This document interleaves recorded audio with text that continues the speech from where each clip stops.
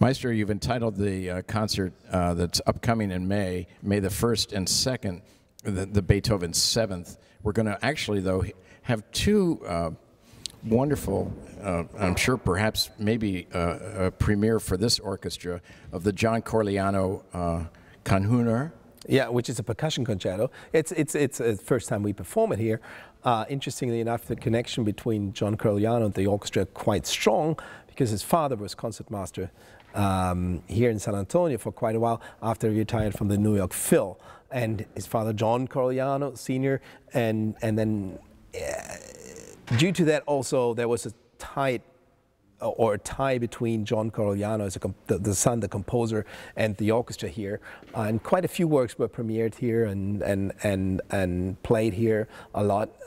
So I thought for our anniversary it is important to have an important piece by John Corigliano. I talked to him and he recommended, he said, you know, why don't you play the percussion concerto? It's really fun and fabulous piece, and people go crazy after the last movement. Evelyn Glennie is the percussionist. Evelyn Glennie is probably one of the most famous percussionists, and one of the first soloists who had really a solo career as a percussionist. The interesting thing about Evelyn is that she's deaf. So she basically feels the vibrations of the tempo and everything with her feet on stage. Is that your connection to Beethoven then as well? Well, actually, yes, though I didn't want to go that far, obviously, but there is that connection. You can make it, and it makes a lot of sense, of course. That your inner ear sometimes is even more important than what you easily get from the outside. Sometimes it stimulates creativity. I think in her case it really created a wonderful artist, and her strengths are quite extraordinary as a percussionist, and she made the percussion a solo instrument like nobody had done before. So I think it's going to be a very interesting concert. About Beethoven 7 we don't have to say so much. Still probably one of the most popular pieces, with the last movement that Richard Wagner called the apotheosis of dance. Quite an exciting and thrilling program, I think. Yeah, and we're sitting here as we talk on the HEB Performance Hall, the stage, yeah.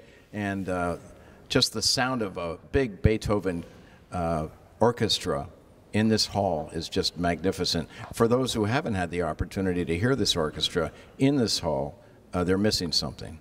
Yeah, it's actually quite fascinating that I always meet people who haven't been here yet. The hall is open now for a couple of months already, and I think as a San Antonian, you have to come to the hall. It's part of you've paid for it, because it's paid also largely by taxpayer money, and you should be proud of it.